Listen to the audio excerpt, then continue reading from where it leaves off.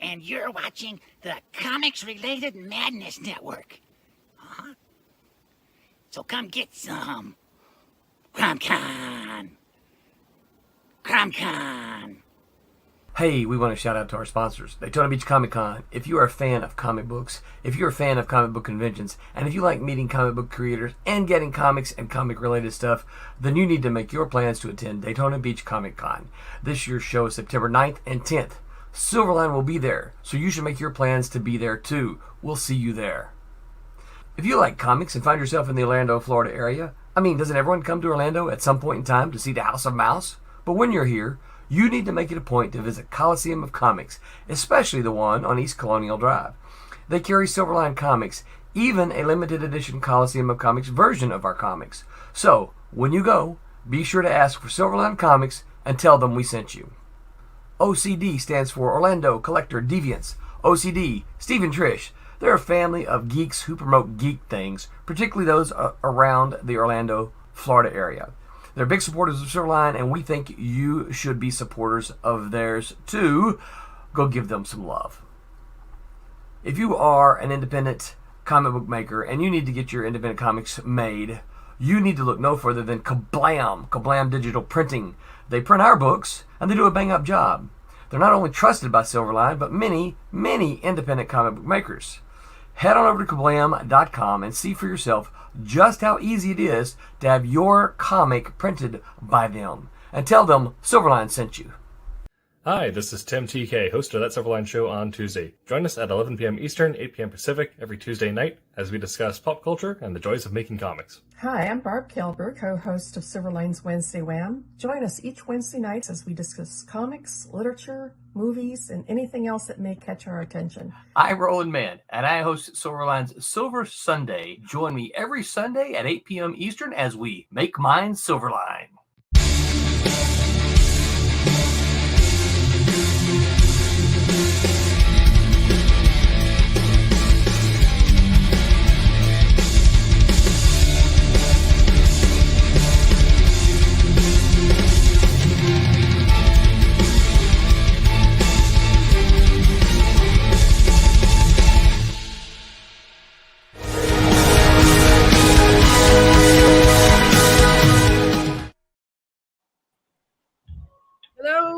Everyone, we are here on Wednesday Wham, and we are here with our wonderful Martin Mertonen, colorist extraordinary. Hello.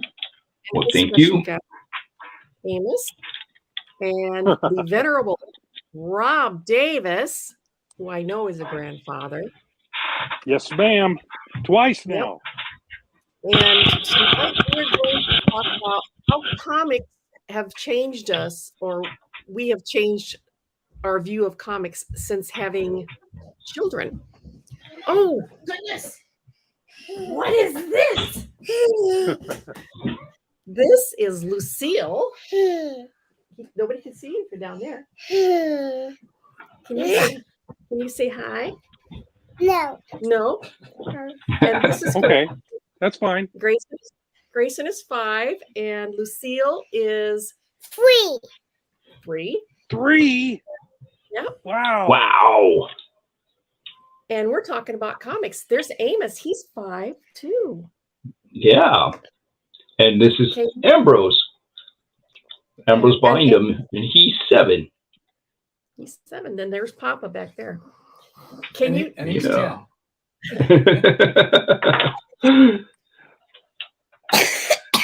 Oh, I'm gonna get jealous.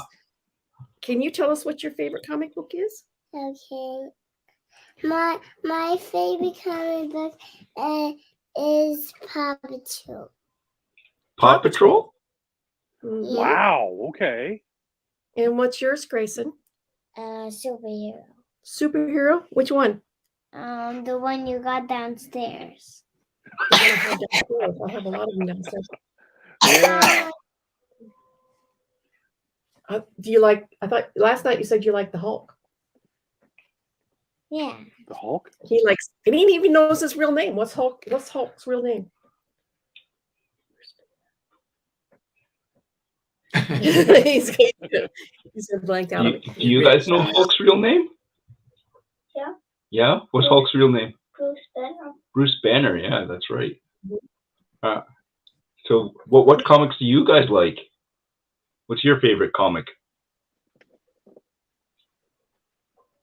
If I choose, it's going to be Marvel. It's going to be a Marvel comic? Which one? Yeah. Who? Who? That's who Grayson. Who? What character? Like Spider-Man? X-Men? Cyclops? Oh, yeah, he likes Ooh. Cyclops. Who's your Cyclops is favorite? pretty cool. Who's your favorite comic, Amos? Teen Beetle. Teen Beetle. Oh, Amos likes right. Teen Beetle. Silverline book right there. Silverline, one of our biggest fans, right Yeah. There we go. So awesome. Yeah. Teen Beetle's lots of fun.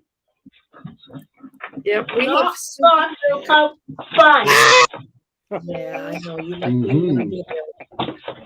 You're not There shy. we go. That one, Teen Beetle. Teen Beetle. Yeah. Yes. I have not read Good that choice. yet. I've got a copy of that somewhere, but I've not read it yet. Yeah. Now, Old interestingly man enough, says, "Very cool, Teen Beetle." yeah, yeah, that's my son. My son just said it was his favorite book there, Roland. Yeah. So, Okay, can you say bye-bye to everybody? Oh, thank you. Nice to Bye, meet Grace. you. You say bye. Bye, Grayson. Bye. mhm. Oh, here's Caleb. No? Caleb just showed up. Oh, Okay. there we go. What's your favorite comic, Caleb? Yeah. You don't know? What about Tintin, Asterix and Obelix, Teen Beetle, Captain Mouse? Who do you like? Anybody else? Any other comic? Heroes of Light? No?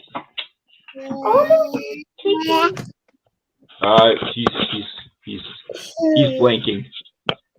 Yes. I have a shy one, not so shy one. No, you're right. Figured. She sees herself Goodbye. in there too, I'm Bye-bye. sure. Bye. All right, guys, out the door you go. All right. Don't Thank you for letting us know about Yeah, what comics you thanks guys for like. coming in, guys. Yep. Yeah.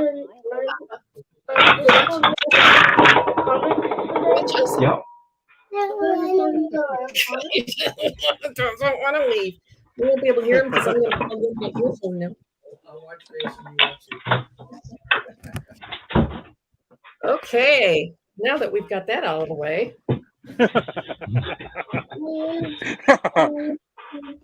We have a permanent guest tonight, it looks like. Okay. Yeah, somebody didn't want to leave. Are you going to be the new host? Well, I'm going to have to unplug you if she's staying. New hostess? Yeah, that'll be a nightmare. Yeah. Oh, that was my earbud. Uh-oh. Yeah. All right. So the topic is, how has having children changed your view on comics? Have you become more focused on all ages or making comics more? Or go with Papa. Talk. Yeah. So Okay. yeah. So I don't know. I don't know that my view of comics has changed so much as the idea of finding something that I deem suitable is it seems to be a chore. Before you could just hand them Archie or something something like Donald Duck or Goofy. Like Disney comics don't seem to exist really anymore. Like there was the Scrooge McDuck series that was running around and stuff like that. But Well, so all that stuff has been reprinted, thankfully. Yeah. There has been some new stuff, but you'd have to go and you have to go digging for it. Yeah. Yeah, you have to dig a little for it. There's nothing definitely coming out monthly like those books were. You can't find Red Gold Hot Key. or Casper the Friendly Ghost or Yeah. Little Lulu or anything like that out there anymore. Yeah. So back in the day, there was Whitman and Gold Key, and a couple other. I mean, you could just grab them off the rack and give them to the kids, and you didn't not have worry to be, about it at all. Exactly. And nowadays, I feel that you have to vet everything, because even if there's kid-friendly stuff, there's some of it's like. With mainstream comics, you never know where they're going to go. Right, and that's why they could take a gritty turn on a dime. Yeah. So that's why when I sell Divinity to kids at shows, they're always there with their parents, and I always tell them, look, I'm going to be upfront.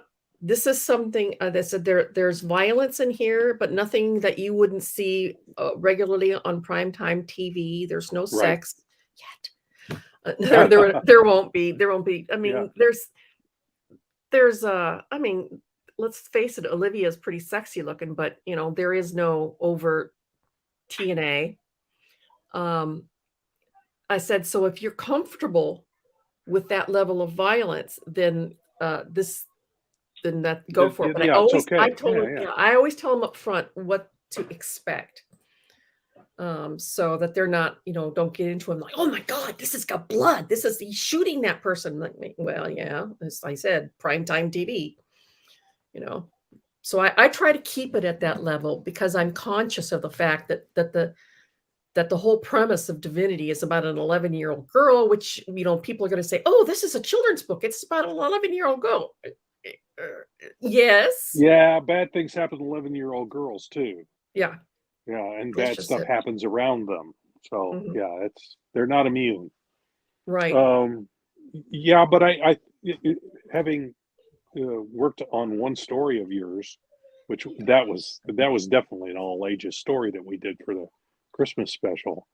But I could see how it's a little. Yeah, it's not on the level of Scrooge McDuck or any of that. We're probably, I'd say middle schooler up. Yeah. Maybe 8th, 9th grade, something like that. You gotta also remember maybe a little younger. Kids these days seem so much more adult than I was at that age. Mm-hmm. Yep. Oh my God. Yeah. No, yep.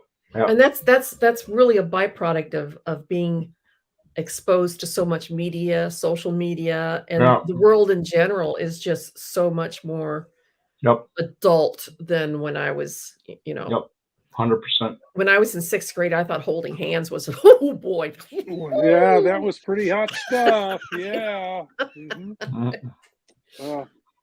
But a plastic gumball ring, and I was the biggest change having children for me was I finally knew how to draw them. I had examples of them in the house, Yeah. So I could go, oh, that's what the little kids' shapes are, I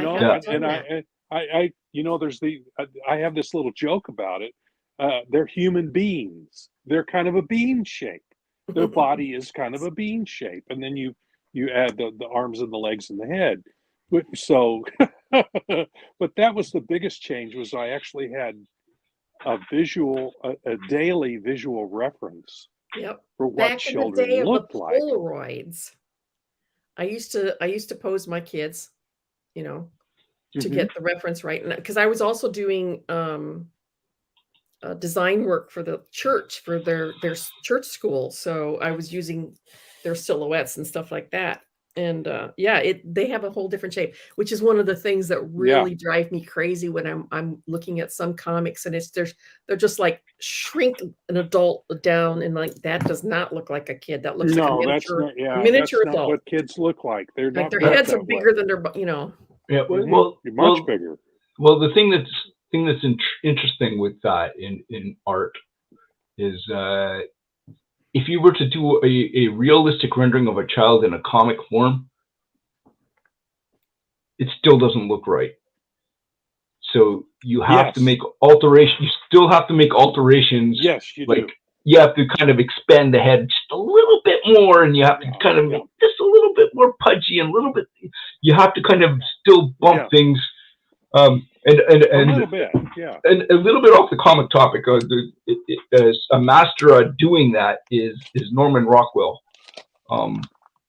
So if you ever actually go look at his paintings, you're like, wow, they're so real. But then if you really look, you're like, wow, they're so exaggerated. I have never noticed that. I'm gonna... So, but he cheats, right? It's a cheat, and but he has to do it, or otherwise you don't get that sensibility of the child. So that's what I'm talking about. That's the body of a child. Yep. And then you add. That's very good. Yeah, because they have little rounded tummies. Yep. Except my grandson, who never eats. So now this gets in, and then when you see animations broken down, like animation stuff, that's exactly what they do. They go, oh, the body is a bean, and this is what we do, and then we add the tubes, and you got the child. So, now, but go ahead. Oh yeah, so I was just going to say that so having children changing the view on comics, it doesn't really change the view on comics, but it does change the view on what do I deem acceptable. No, yeah. Yes, deem acceptable because now there you go. There's a little bean. That's and very there's good. a little bean, a human being. And that's a very good point, Martin, because I'm going to be totally honest here. Back in the 90s, when I was basically supporting the family with my comic book money, I had no problem doing X-rated comics. I did X-rated comics. Certainly isn't anything I would ever show my children, but it put food on the table and kept a roof over our heads. So I had no problem doing that type of comic. Me either. Yeah. I did one at Eternity for Malibu.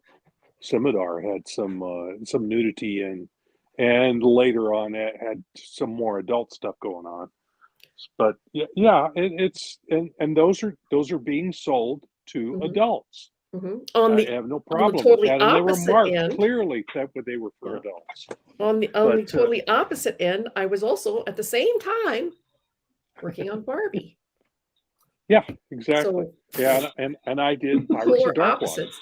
Yeah. So I mean, I don't recall there ever being any overt violence in Pirates of Darkwater. It was always I love Pirates of Darkwater. I don't remember any of that, but it's comics are comics, and there's some for kids, there's some for adults. And of course, we're talking about kids comics today, and the kind of the lack of very many of them out there. There used to be a lot more. I think there are some, but there aren't very many of them like there used to be. Did you guys ever feel this? Now I know Martin. I know the answer to the question for Martin. But having children, did it ever inspire you to branch out and do children's comics or comics that you want your own children to read? I know that there are teams out there. We mentioned this before we came online tonight. Adam Walenta and his 6-year-old son created Punk Taco, which is an award-winning comic series. And, that's a creator who wants to be engaged with his 6-year-old son. And they worked together to do this comic book. And that's a really good example of somebody who wanted to take comics and turn their efforts and all of their energy into doing something for their children. Yep. Yeah. So for me, definitely, just because I have a certain view of what I want to present to my kids, and I have trouble finding it, means that I pretty much probably have to create it myself. So I'm in the process of trying to get there. It's just finding time. So and once you do, finding an outlet for it as well, because you don't want to just do it for your kids. I mean, that's okay. Yeah, but it's something you can also. I think there'll be an audience out there for it. If it's for your kids, it could be for other kids as well. Yeah. So yeah, it'd just be a matter of getting it out there where it can be found. Yep. And on that vein, Roland created Bear. Bea? Yeah. Yeah, he created Bear. Bear. It's a children's comic with a message behind it. I know I've already figured out what the message is, but but yeah, I mean that's there we go. Hang on Yeah, just a second. I did one of the covers for the Kickstarter. Yeah. Oh, and that is a current Kickstarter right now. Yeah. Oh. So that's that. No telling, Roland. He's listening. I'll try to get that. Roland, can you post the Kickstarter link, and I'll put that up. Yep. So there's another example of somebody who wanted to or was inspired to create something because of his love of children. Mhm. I don't know if before I had kids, if I would have ever wanted to like focus on children's comics in particular, but I could definitely see myself doing it now. Mm-hmm. Yeah. So. Whoop. Sorry. There we go. It's all right. Yeah. So I think I've always had a heart for kids, so I think I may, even if I didn't get married and have kids, I probably would have maybe leaned into doing stuff that was child friendly. I also kind of think in that dimension in the sense of humor and whatnot. So kid humor is I find hilarious. So I'd try and play in that space. Yeah. And I think one and we've had this conversation before a little bit. In what seems to may have happened in the North American comic industry is that the comics grew up and then they forgot to keep the kids. Yes. Yeah. Right.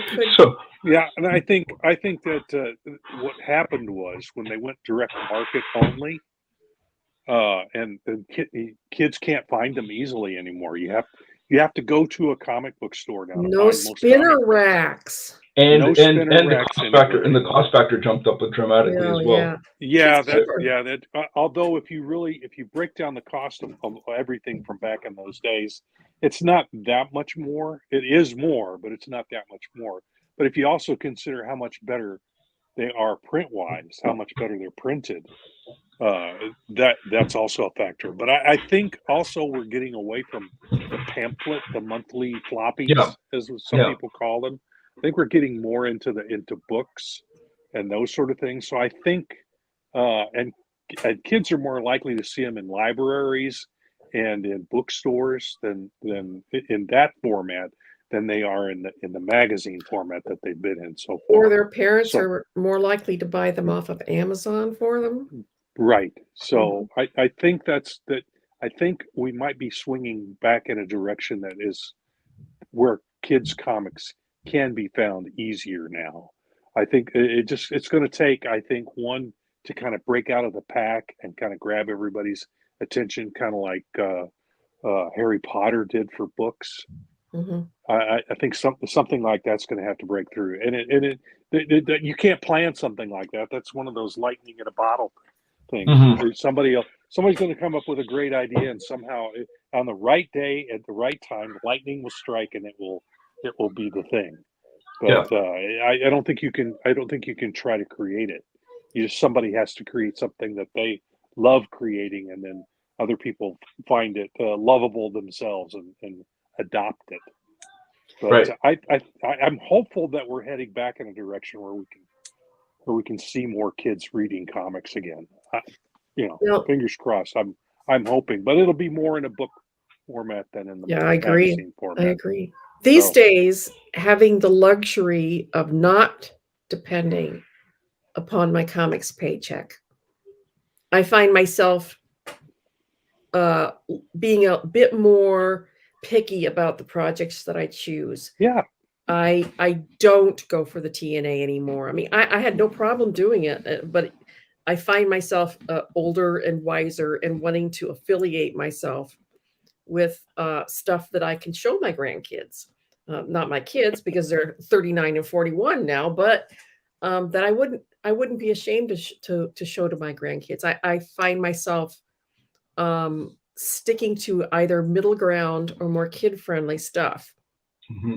Obviously, when you are a freelancer, you can't be that discriminating because you got to make a buck, right? You got to make the money for your kids, so you take jobs that you're given. So if that means some TNA, a little jiggly wiggly, then that's what you take.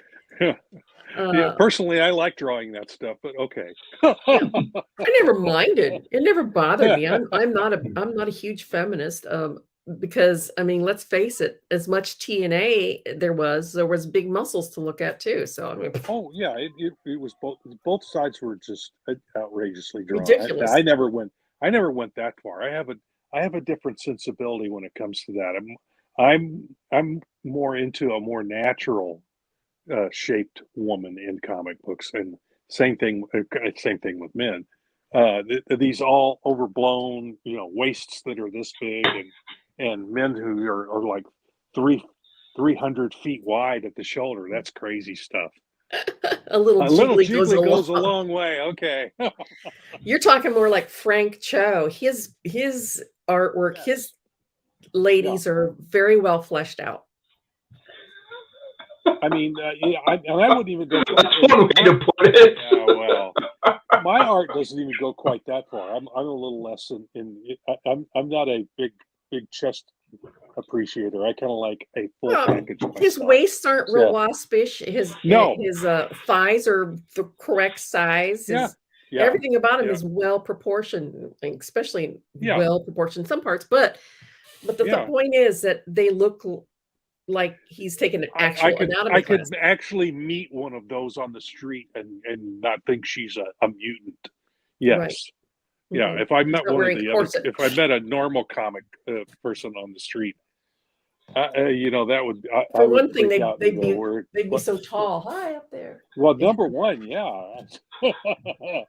But yeah, but yes, his people are more realistic looking. Yeah. That's what my son looks like, an actual comic book character. My son, because he's like massive shoulders, skinny little waist, and he's very way tall, up there. Yeah.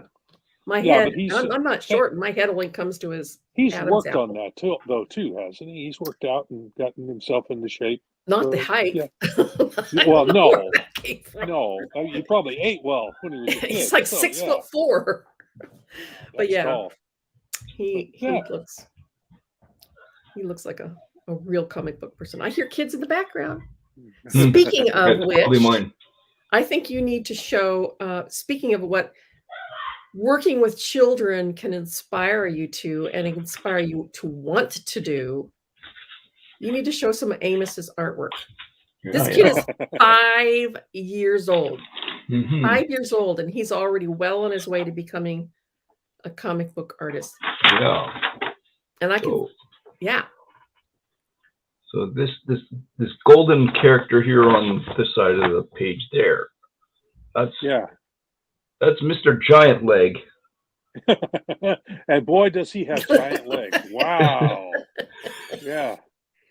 So he has a crab claw there, and this other arm is a knife, and then he has a pet dragon or something.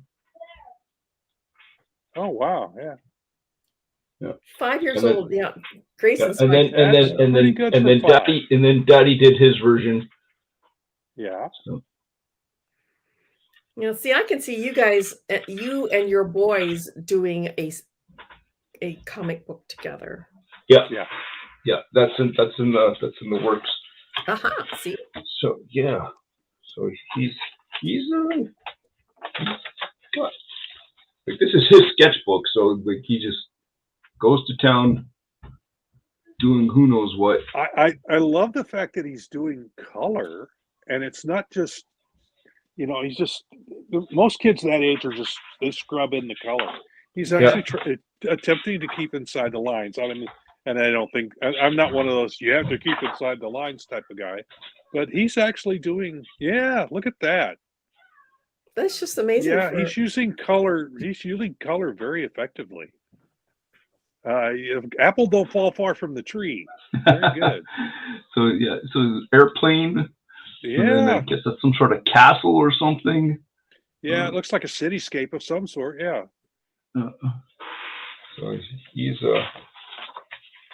inspiring. So like he's gonna beat me to making stuff. And that's how you get started. That's how I got started.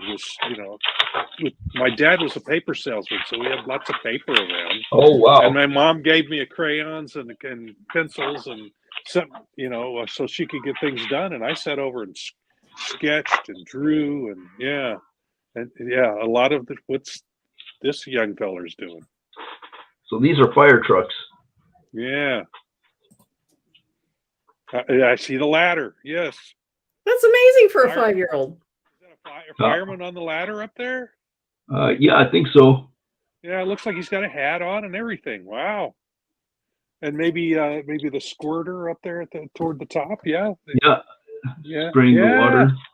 Yeah, another ladder in the background there. Hey. Yeah. Well, there's another fire truck. And another fire truck. So this one's in the foreground. This one here's in the background. Yeah, he's even got perspective. He's even got perspective down. Yeah. I mean, at least size-wise, the things in the background are smaller than things in the foreground. Yeah. Those are great concepts for a 5-year-old to have already. That's excellent. Yeah, he is. Oh, this is kind of cool. There's some interesting characters that he's got going on. Yeah. It looks like a guy in a banana. Maybe a rutabaga. Rutabaga man. It looks like maybe he has antlers. It's kind of hard to tell. Yeah, no idea. But yeah, he's very creative. So very good. Very good. Constantly drawing. How about you, Rob? You have grandkids now. Would you ever consider doing something specifically for them?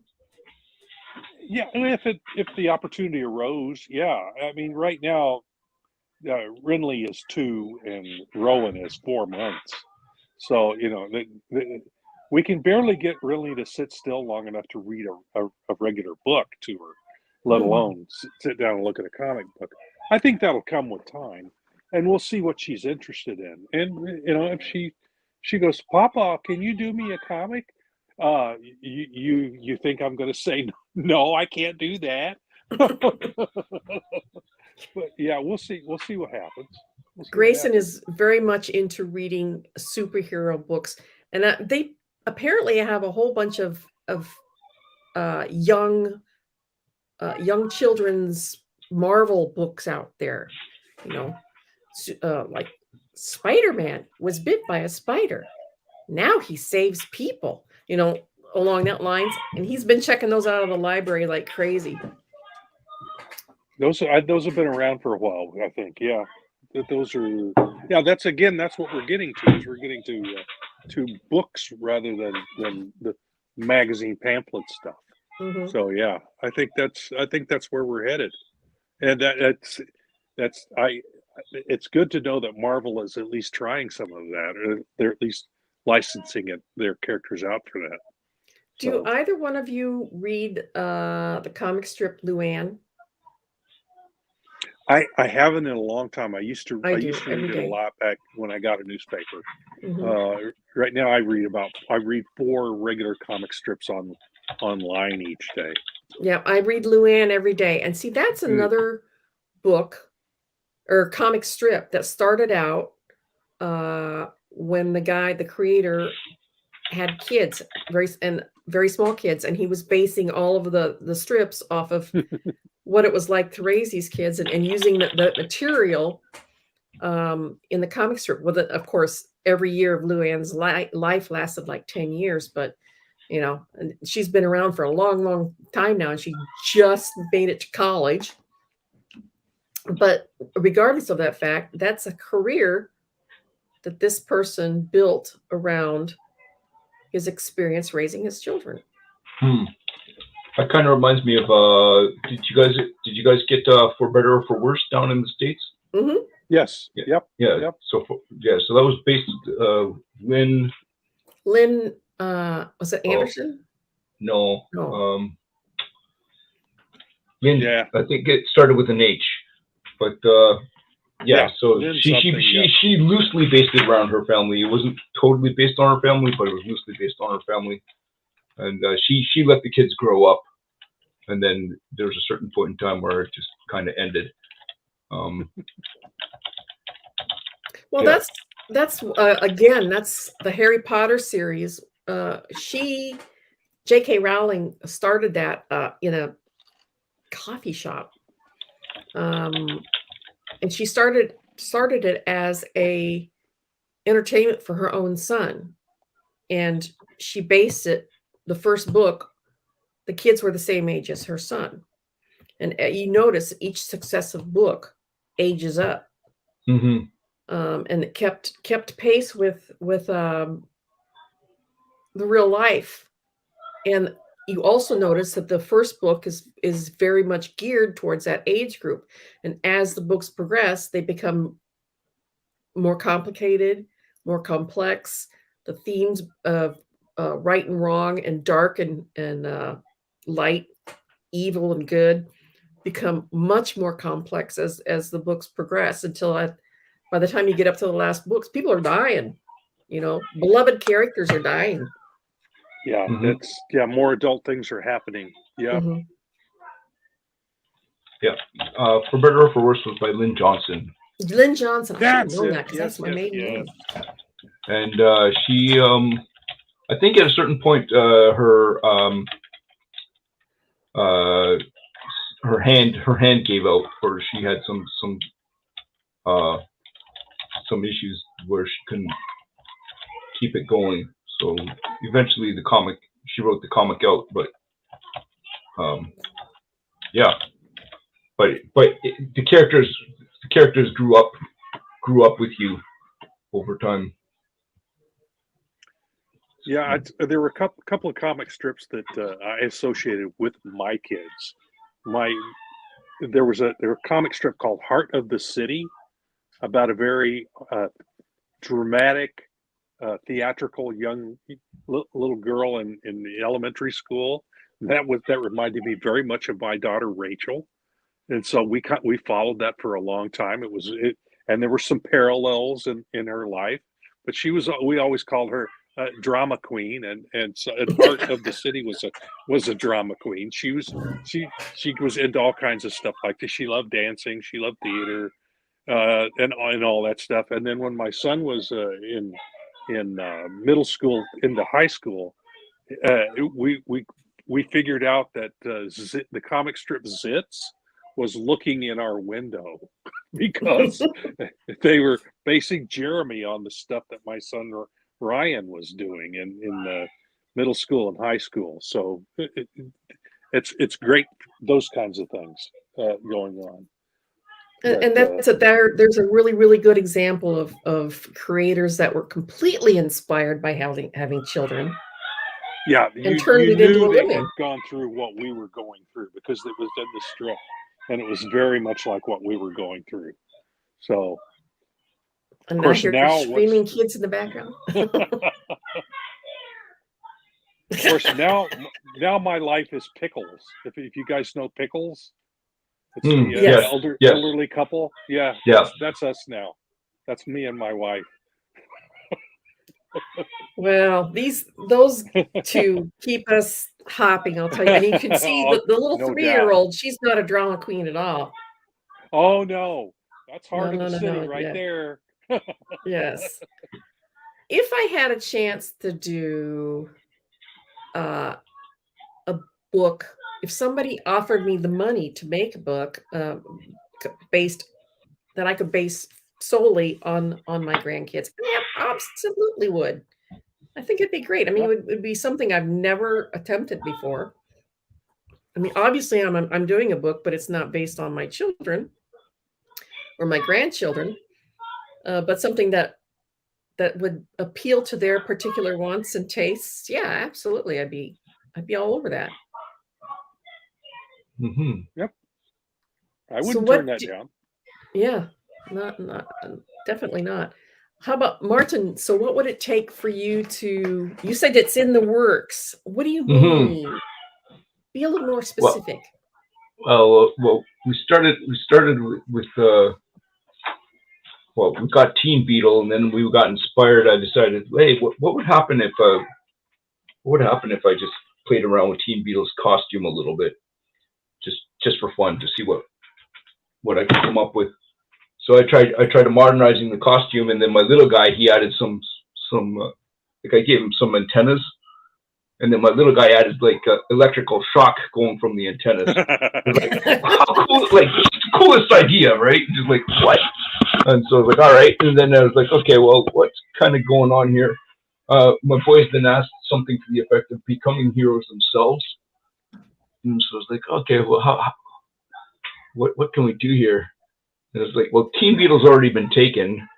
And I was like, I wonder if the Teen Beetle guys would be okay if I stole Teen Beetle and made Team Beetle, which would be a team of Beetle-like characters. And then I came up with a whole bunch of Beetle characters, and my boys became the scout party that goes ahead of them. So they kind of go and find the bad guys, and then they radio back and say, hey, we found the bad guys. The bad guys are over there. So then Team Beetle comes in with the team and does their whatever. So Paul has a very, very good observation. The perspective of a 5-year-old is amazing, and that's actually gives me a really good idea. Is that everything they say? Everything is under the sun has already been done. Mm-hmm. You know, but has it?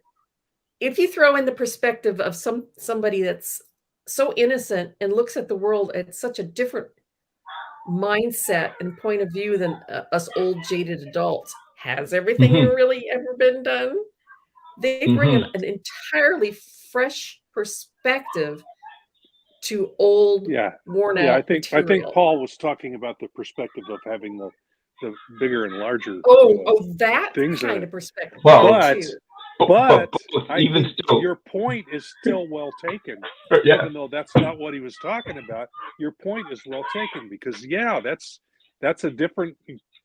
You're turning perspective on its head a little bit.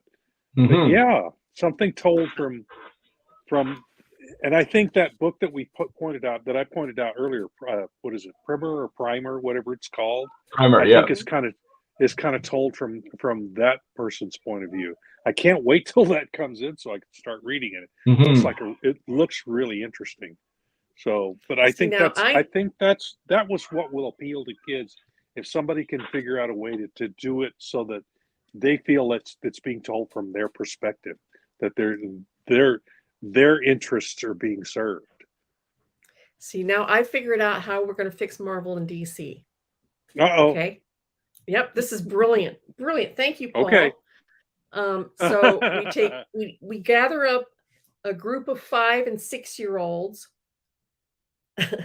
and we take them to Marvel and we set them down and we go through all the characters and let them write the story, and then we see what we come up with, because I bet you they would have some very interesting takes on the characters. You know, oh yeah, we're gonna have Spider-Man fighting the gummy bears, you know, or whatever, you know. So then we brought this up before we launched, was the Axe Cop.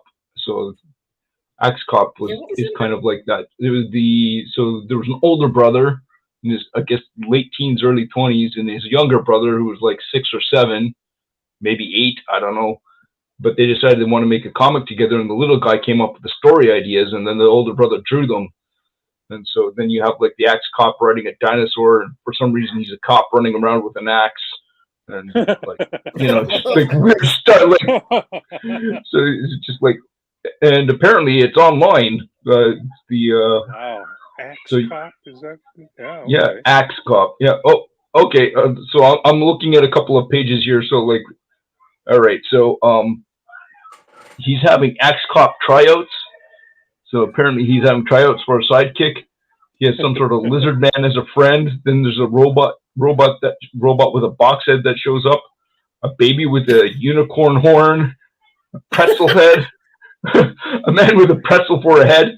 This is crazy stuff. Like the kid's coming up with like just the craziest stuff, and his older brother just draws it.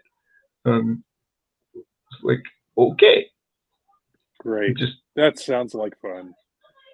That's great. That's the kind of the fresh takes we need to bring into comics these days. It's It's totally like out Mr. there. I mean, Chainsaw Hands in the manga. yes. That's supposedly a very popular character. Okay. Baby with a unicorn horn. That's just Yeah. Huh. okay. Well, I mean, you were just showing us your pictures of your 5-year-olds. He's got one hand is a Claws, lobster yeah. claw, one hand is a knife, and he has legs that are like a mile long. So yeah, they come up with some pretty spectacular ideas. We could fix the whole tired industry. Just turn a bunch of 6 and 7-year-olds loose. Yeah. I think that would actually be more fun.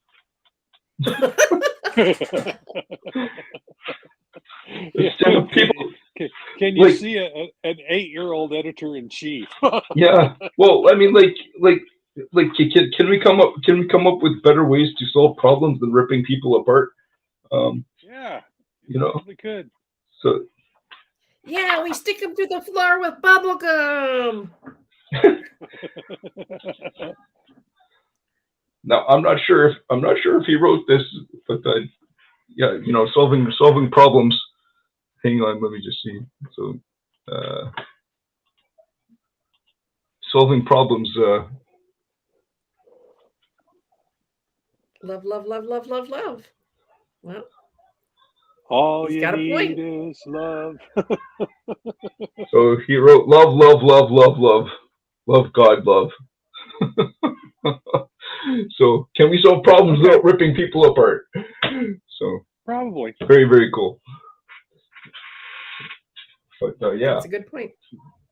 But I think one thing that I would like to see come back is just the innocence, right? Like, you know, hot stuff. Yeah. Not everything has to be grim. You can have pell-mell fun, but you don't have to take it to an extreme. Yeah, right. It's so. And yeah, how do we get that back? Like I said, it's going to take somebody lightning striking again. I think is what it's. And so, and there's lots of creative energy out there. Lots of different comic ideas are being tried. You know, you can do anything on the internet itself. If you come up with an idea, throw it on the internet, it can get found. I mean, there's a lot of stuff to wade through on the internet, but if it's interesting, somebody will find it and tell somebody else about it. Paul, yeah. I make detective comics, adult oriented. My 12-year-old daughter makes wacky fantasy comics. She's going to be way better than me, but we don't talk about or share our comics with each other at all. Okay. I would love to see some of these wacky fantasy comics of hers. And you're right, they'd probably be absolutely fantastic. And again, I'm going to put this out there that I think indie comics is the wave of the future because yep, absolutely. I think you're right. I think the big two are tired and boring. Well, it's about money, making money for the investors. It's that instead of it being a creative outlet, it's a business, and that's. Of course, it's always been a business, but I think they've lost their way in how to reach kids anymore. I don't see any from the big two. Maybe Primer from DC is about the only one I see so far. Any attempt to go in that direction, anything for kids, they're chasing a shrinking demographic with mainstream comic books. But there are glimmers here and there, like I said, like Primer. And there's a few other things out there that that make me hopeful. Yeah, hers are wild, fun, and so imaginative. Yes, and that's what we need. Right. And That's exactly we're what we along need. the way, even though we're artists and we're creative and stuff like that, we're imaginative, but we still somewhere along the way have lost that childhood wonder where anything is possible, Yeah, and everything makes sense. Uh, we still get bogged down in logistics, I think, in this day and age when every single time we have my grandkids over, they've learned something new, you know, because that's their whole world is a constant learning process. They're 3 and yeah, 5. yep. And the 3-year-old comes in and says something and that just totally blows our mind. Like, I never thought of it that way, because the way they see the world is so fresh and so new. And somewhere along the way, we have forgotten that. Yes, Yeah, Roland. We Roland makes sometimes a good forget that point. comics have an unlimited SFX budget. Yeah, you can put unicorn horns on people and lobster claws. Yeah, the makeup doesn't have to look like it's something applied to a human being. You can make any kind of alien you want. Yep. Or creature. Yeah, whatever you want. Where the wild things are. That kind of stuff. Yes. Now there's somebody, him and Dr. Seuss still had a childlike grasp on, Dr. Seuss especially, still had that childlike wonder. And I wish more people could get that back, because we've gotten too. It's out there. It needs to be found, I think. And again, the lightning will strike. Something will come along, and then Teenage Mutant Ninja Turtles. I mean, that was lightning in a bottle. Oh yeah, that's a good example. And then there were all kinds of things that kind of grew out of that and were similar to it. The whole black and white explosion in the 80s was because of Teenage Mutant Ninja Turtles. And there were some very creative and interesting things done in that medium back then. And then, of course, it imploded again. But Teenage Mutant Ninja Turtles is still here, though. But it's going to take something like that. Sometimes you wonder how much of that was childlike wonder and how much of it was, oh, dude, a little bit of turtles. There's make them ninjas. Yeah. Well, make them. but the interesting thing with the Turtles was aimed at an older audience to begin with, but the premise was so broad reaching. They were able to capitalize it into the kids market. So that's the intriguing thing there. Well, it appealed to all ages.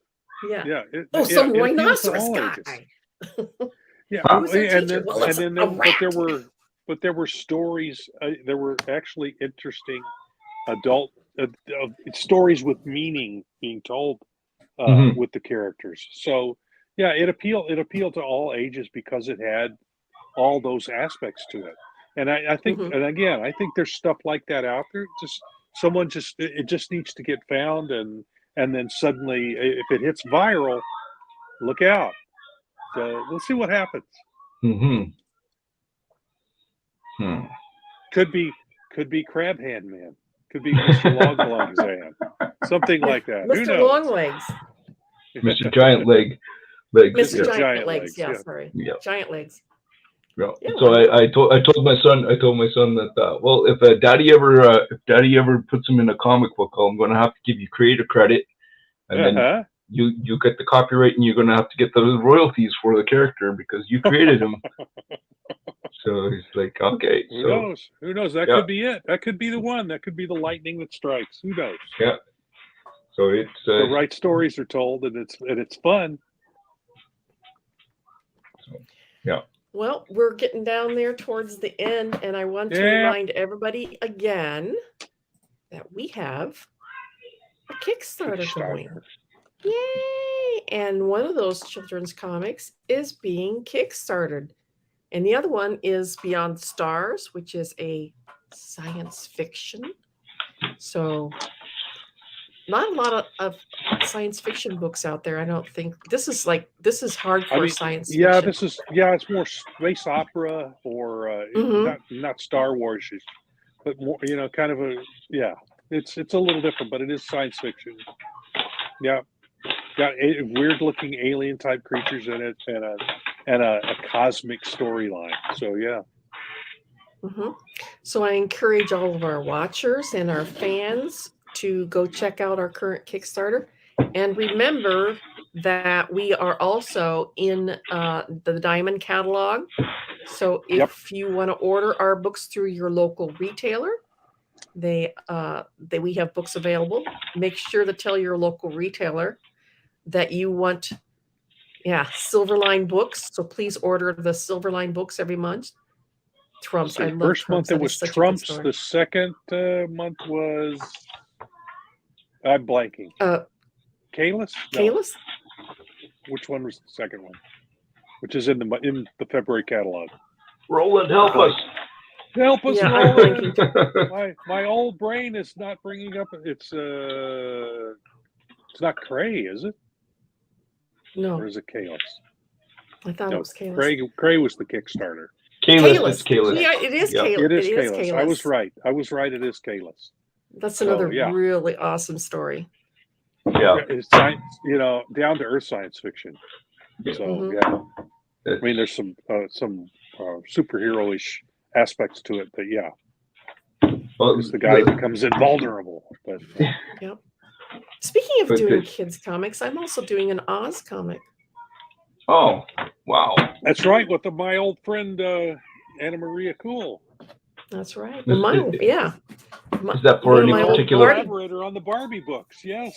Yeah, one of my old pencilers on Barbie. Yeah, I'm working with Andy Mangles and Anna Maria Cool. Is that for a particular publisher? No, we're going to Kickstart it like everybody. Oh wow! There you go. That's the thing to do right now. Yep. Yeah, it's the birth. Is it an alternative take or is it a straight up retell? It's a retelling of the Patchwork Girl of Oz. Okay. So there's 9 Frank L. Baum books out there. Yeah, most people don't realize it was a series of books. It wasn't just the Wizard of Oz. There was the Wizard of Oz. There was of Oz. There were several different things, and there are characters that weren't in the original movie. I think there's a pumpkin-headed character, and then some others. Glass cat, Patchwork Girl. So all kinds of stuff in there. Yeah. So I have never read any of the other ones, but I have never read the book, and I've never seen the movie. My daughter, when my daughter was younger, and not that young, but she saw it once, and she said she'd never watch it again. It terrified her. I mean, she was like 12 when she watched it. Are a little much for little kids. Well, she wasn't that little when she watched it. She just hates it. Yeah. Little kids have a little trouble with those flying monkeys. They're creepy. Actually, now that I think about it, I did see a part of it when I was a kid.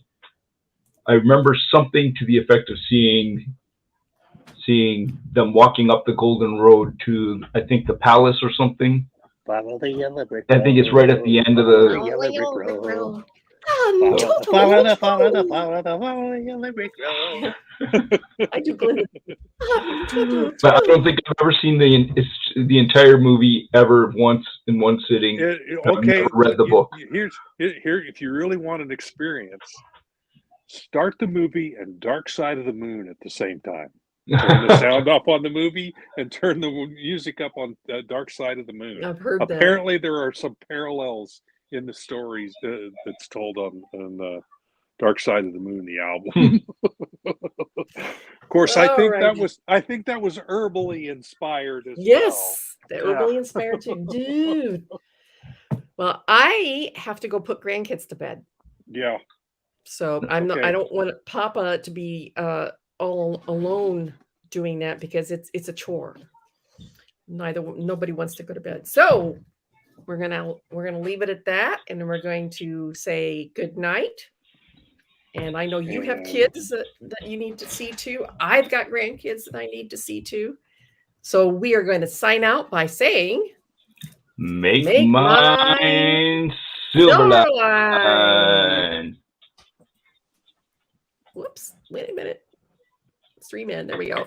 Hi, my name is Paul Kupperberg. Make mine Silverline.